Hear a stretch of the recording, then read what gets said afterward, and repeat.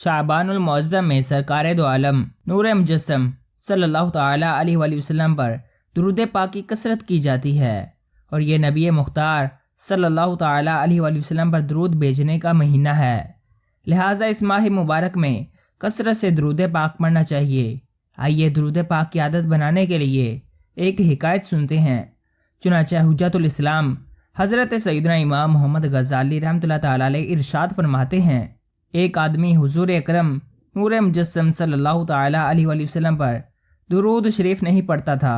ایک رات خواب میں زیارت سے مشرف ہوا۔ آپ صلی اللہ تعالی علیہ وآلہ وسلم نے اس کی طرف توجہ نہ فرمائی۔ اس نے عرض کی، اے اللہ عز و جل کے رسول صلی اللہ تعالی علیہ وآلہ وسلم، کیا آپ مجھ سے ناراض ہیں؟ فرمایا، نہیں۔ اس شخص نے پوچھا، پھر آپ میری طرف توجہ کیوں نہیں فرماتے؟ فرمایا، اس لیے کہ میں تجھے نہیں پہچانتا۔ اس شخص نے عرض کی، حضور آپ مجھے کیسے نہیں پہچانتے؟ حالانکہ میں تو آپ صلی اللہ تعالی علیہ وآلہ وسلم کی امت کا ایک فرد ہوں۔ اور علماء کرام رحمۃ اللہ تعالی علیہم اجمعین فرماتے ہیں کہ آپ صلی اللہ تعالی علیہ وآلہ وسلم اپنے امتیوں کو اس سے بھی زیادہ پہچانتے ہیں جیسے کوئی ماں اپنے بیٹے کو پہچانتی ہے۔ آپ صلی اللہ تعالی علیہ وآلہ وسلم نے فرمایا، علماء نے سچ کہا ہے، مگر تو مجھے درود شریف کے ذریعے یاد نہیں کرتا، اور بے شک میں اپنے امتی کو درود پاک پڑھنے کی وجہ سے اتنا ہی پہچانتا ہوں کہ جس قدر وہ مجھ پر درود پڑھے۔ جب وہ شخص بیدار ہوا تو اس نے اپنے اوپر لازم کر لیا کہ وہ حضور سرور کائنات صلی اللہ تعالی علیہ وآلہ وسلم پر روزانہ 100 مرتبہ درود پاک پڑھے گا۔ اب اس شخص نے روزانہ 100 مرتبہ درود پاک پڑھنا اپنا معمول بنا لیا۔ کچھ مدت بعد پھر حضور صلی اللہ تعالی علیہ وآلہ وسلم کے دیدار سے مشرف ہوا۔ آپ علیہ الصلوۃ والسلام نے فرمایا، میں اب تجھے پہچانتا ہوں اور میں تیری شفاعت بھی کروں گا۔ پیارے بھائیوں، معلوم ہوا کہ درود پاک پڑھنے والے سے نبی کریم رؤوف الرحیم صلی اللہ تعالی علیہ وآلہ وسلم نہ صرف خوش ہوتے ہیں بلکہ بسا اوقات شربت دیدار سے بھی نوازتے ہیں۔ لہٰذا اگر ہم بھی نبی اکرم نور مجسم صلی اللہ تعالی علیہ وآلہ وسلم کی رضا چاہتے ہیں اور حضور صلی اللہ تعالی علیہ وآلہ وسلم کی زیارت کے خواہش مند ہیں تو ہمیں درود پاک کو اپنے صبح و شام کا وظیفہ بنا لینا چاہیے۔ سچی لگن کے ساتھ اس میں مگر رہیں گے تو انشاءاللہ عز و جل ایک نہ ایک دن ضرور ہم پر کرم ہوگا اور ہمیں بھی زیارت نصیب ہوگی۔ اعلیٰ حضرت امام اہل سنت مولانا شاہ امام احمد رضا خان رحمۃ اللہ تعالی علیہ لکھتے ہیں، درود پاک خالص تعظیم میں شان اقدس کے لیے پڑھے، اس نیت کو بھی دل میں جگہ نہ دے کہ مجھے زیارت عطا ہو۔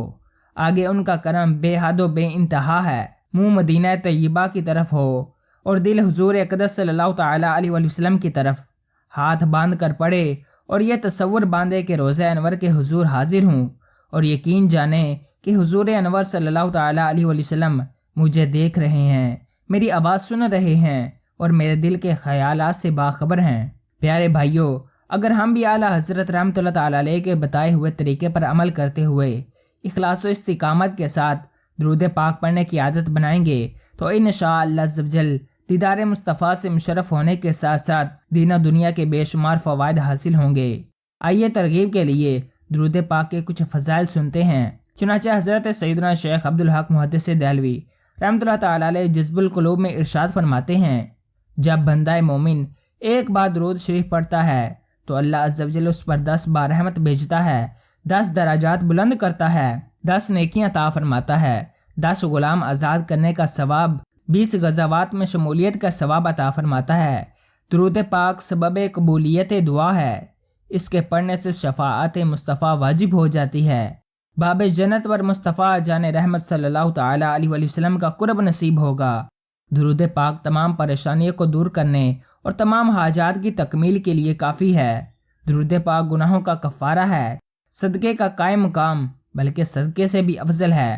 مزید فرماتے ہیں، درود شریف سے مصیبتیں ٹلتی ہیں، بیماریوں سے شفا حاصل ہوتی ہے، خوف دور ہوتا ہے، ظلم سے نجات حاصل ہوتی ہے، دشمنوں پر فتح حاصل ہوتی ہے، اللہ عز و جل کی رضا حاصل ہوتی اور دل میں اس کی محبت پیدا ہوتی ہے، فرشتے اس کا ذکر کرتے ہیں، اعمال کی تکمیل ہوتی ہے، دل و جان اور اسباب و مال کی پاکیزگی حاصل ہوتی ہے، پڑھنے والا خوشحال ہو جاتا ہے، برکتیں حاصل ہوتی ہیں، بلکہ اولاد در اولاد 4 نسلوں تک برکت رہتی ہے۔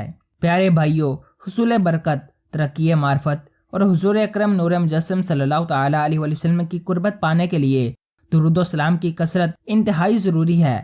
لہٰذا ہمیں چاہیے کہ جب کبھی موقع ملے اور بالخصوص اس ماہ شعبان المعظم میں اٹھتے بیٹھتے چلتے پھرتے زیادہ سے زیادہ درود پاک پڑھیں، اس کی راتوں کو عبادت کریں اور دن میں روزہ رکھیں۔ ہمارے پیارے آقا مکی مدنی مصطفیٰ صلی اللہ تعالیٰ علیہ وآلہ وسلم کا بھی معمول تھا کہ اس مہینے میں بہت زیادہ نفل عبادت کیا کرتے تھے۔